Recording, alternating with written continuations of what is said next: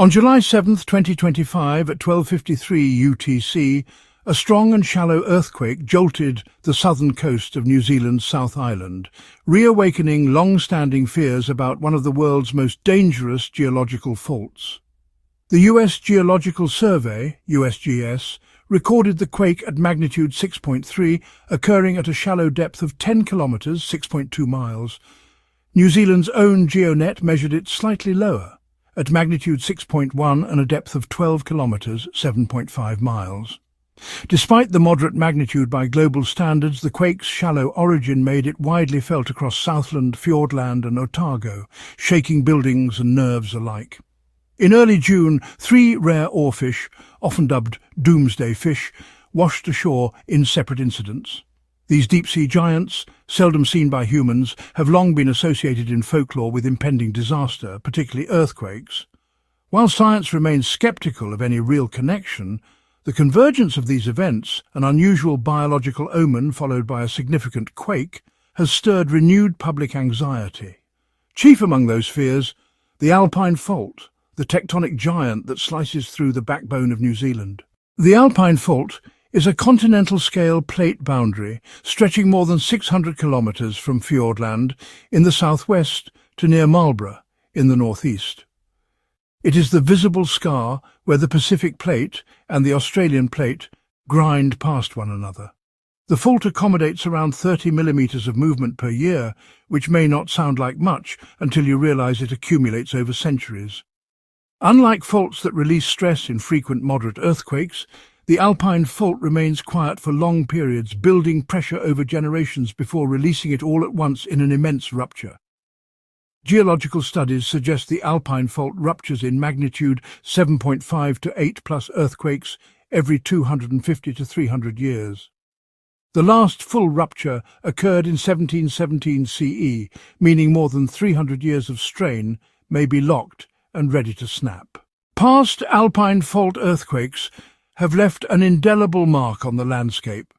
The 1717 event is estimated to have been at least magnitude 8.1 and ruptured over 400 kilometres of the fault. Earlier events, inferred through trenching studies and lake sediment records, show a recurring pattern of full-length and partial ruptures dating back more than 1,000 years. The mechanisms involved are primarily oblique strike-slip motion, meaning the plates move past each other laterally with a vertical component that uplifts the southern Alps. When it ruptures again, the consequences could be staggering. Scientists model 2 main rupture scenarios: a partial rupture, affecting a specific segment of the fault, and a full-length rupture, spanning several hundred kilometres. In either case, much of New Zealand's South Island would be at risk.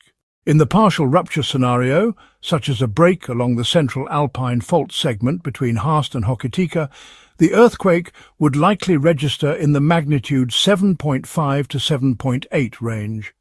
While not as far-reaching as a full-length rupture, this would still represent an immense release of tectonic energy, capable of producing intense ground shaking across a wide swath of the South Island.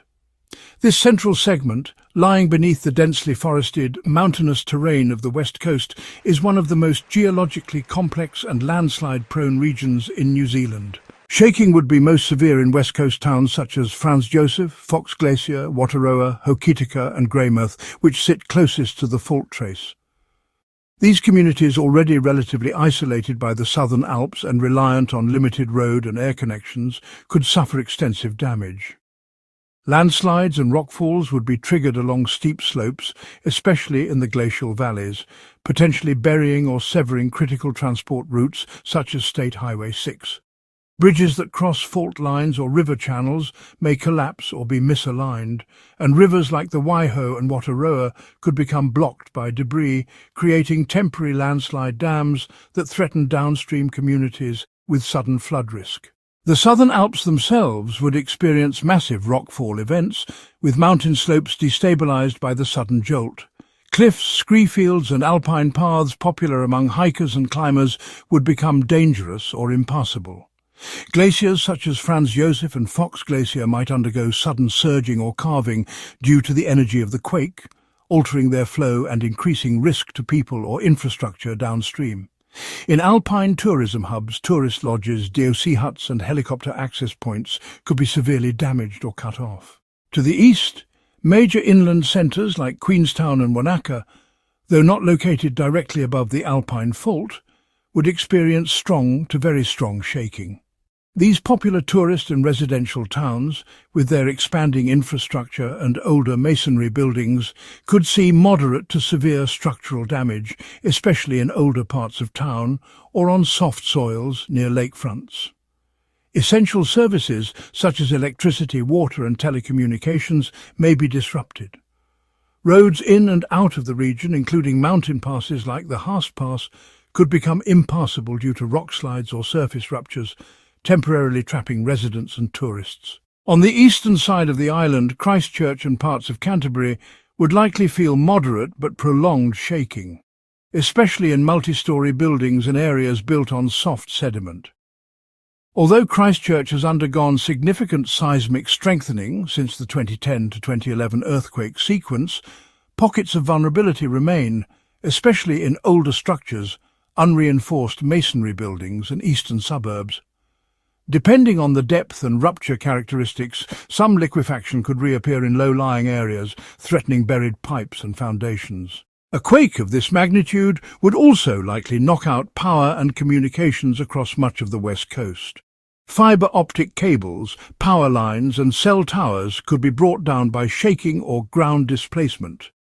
Isolated communities might go without outside contact for days or weeks, complicating search and rescue operations. Fuel shortages, food supply chain interruptions, and a loss of clean water access could quickly become major secondary crises. The economic disruption would be substantial. Tourism, one of the West Coast's major industries, could be brought to a standstill, not only due to direct damage but because of travel cancellations, road closures and safety concerns.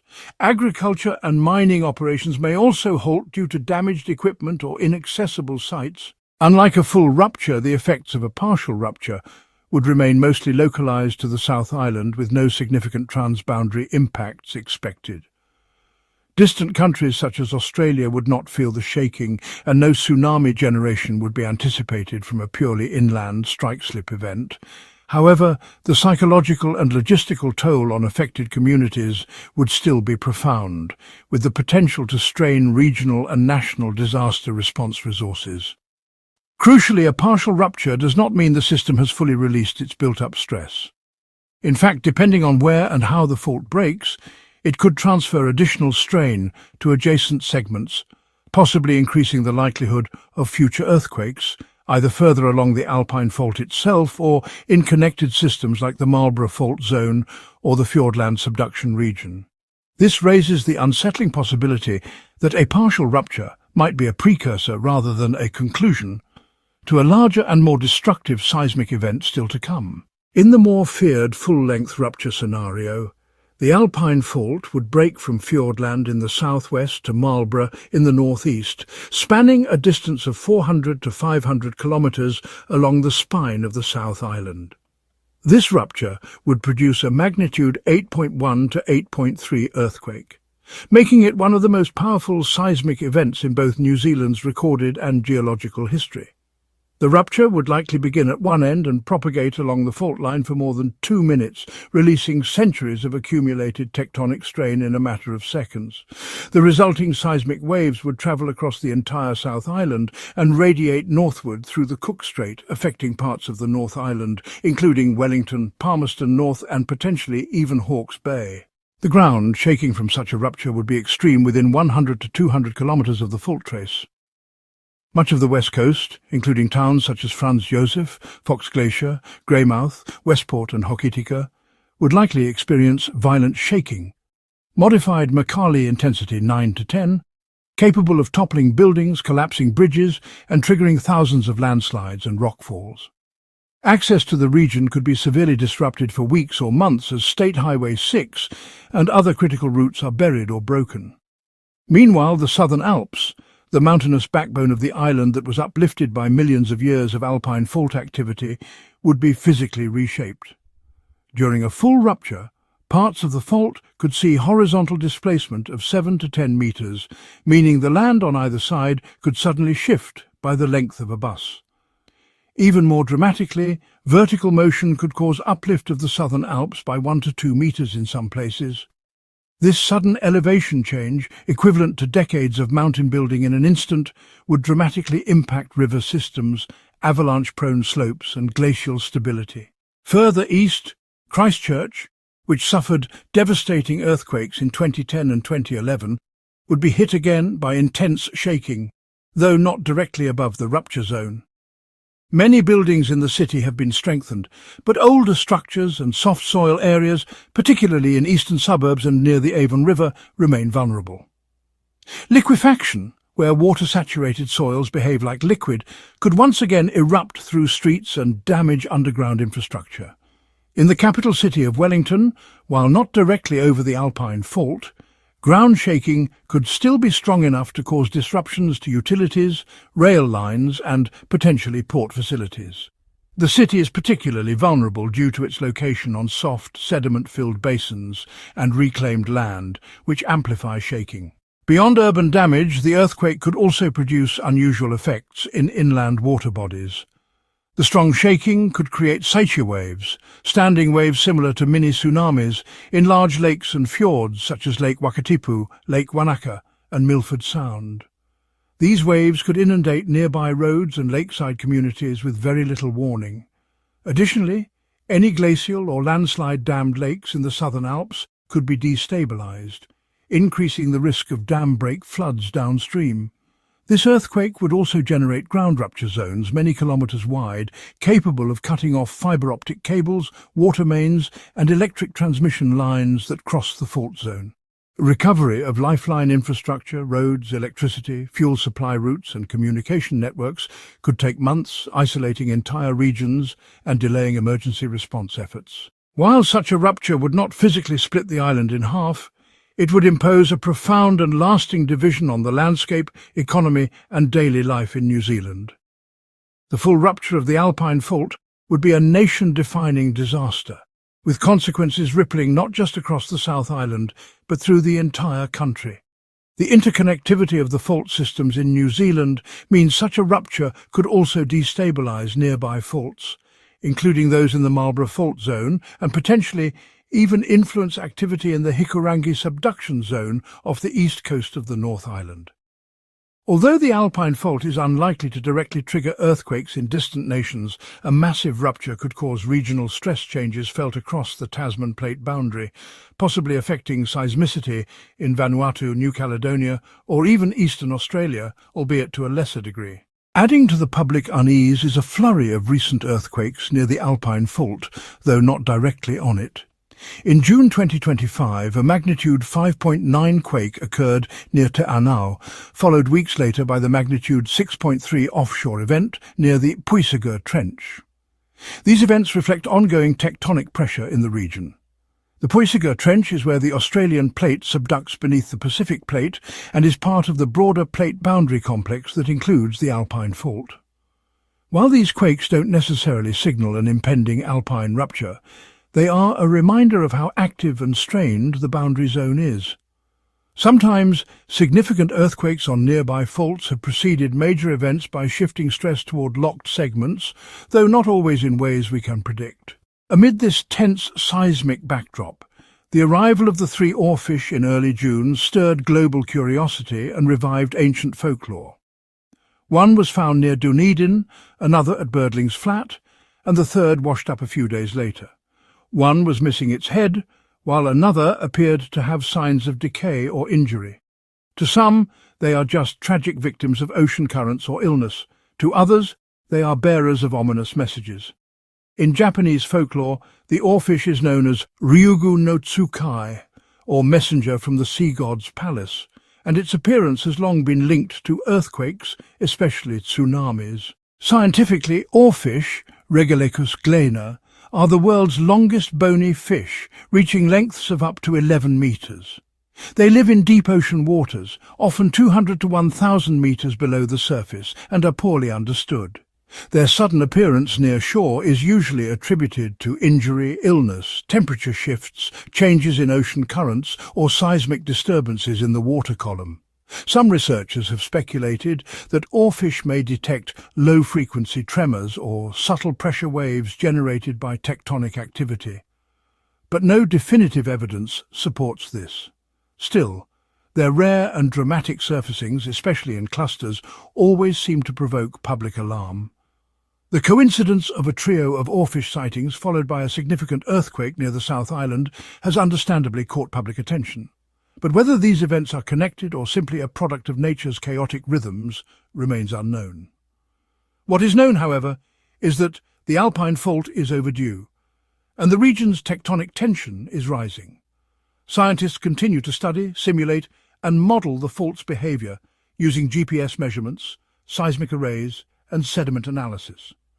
The hope is that such work will lead to better forecasting, earlier warnings, and stronger public preparedness. If the Alpine Fault does rupture tomorrow, whether partially or in full, the question will not be whether New Zealand was warned, but whether it was ready. The time to prepare is before the shaking begins, and if the mysterious oarfish have taught us anything, it's that the deep ocean, like the deep earth, still holds secrets we've yet to fully understand. In addition, if the Alpine Fault ruptures, it is extremely unlikely to trigger volcanic eruptions in the region, including those from submarine volcanoes. The reason lies in the fundamental difference between the tectonic settings that generate earthquakes and those that fuel volcanic activity in New Zealand. The Alpine Fault is a major strike-slip fault running along the western spine of the South Island, marking the boundary between the Australian and Pacific plates. It primarily accommodates horizontal motion with some vertical uplift, which is why it is responsible for building the Southern Alps. Volcanic activity, on the other hand, is primarily associated with the subduction of the Pacific plate beneath the Australian plate along the Hikurangi Trench and Kermadec Arc, far to the northeast of the Alpine Fault. There are no active volcanoes directly associated with or situated near the Alpine Fault itself.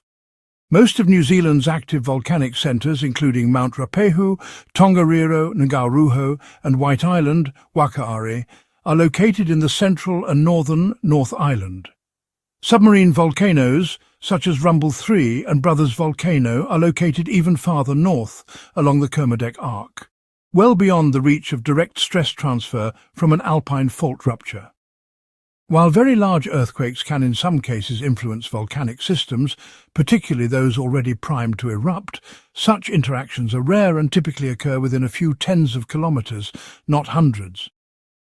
The Alpine Fault and New Zealand's volcanic systems are simply too far apart, and they are not directly connected in terms of magma plumbing or stress fields. Historical precedent supports this separation. The last major Alpine Fault rupture in 1717 did not coincide with any known volcanic eruptions in New Zealand. More recently, large earthquakes, such as the 2010 to 2011 Canterbury sequence and the 2016 Kaikoura earthquake, both of which involved significant fault movement and ground shaking, had no discernible impact on the country's volcanic activity. Even global megathrust events like the 2004 Sumatra or 2011 Tohoku earthquakes rarely trigger eruptions, and when they do, it's only in volcanoes already showing signs of unrest. In some theoretical cases, large earthquakes can subtly influence the behaviour of distant volcanic systems through dynamic stress transfer or by altering regional hydrology. For instance, seismic waves from a powerful quake might temporarily increase gas emissions or cause minor changes in geothermal activity, but such effects are typically minor, transient and insufficient to trigger a full eruption. For a volcano, submarine or terrestrial to erupt, it needs to be in a state of internal unrest, with pressure building in its magma chamber.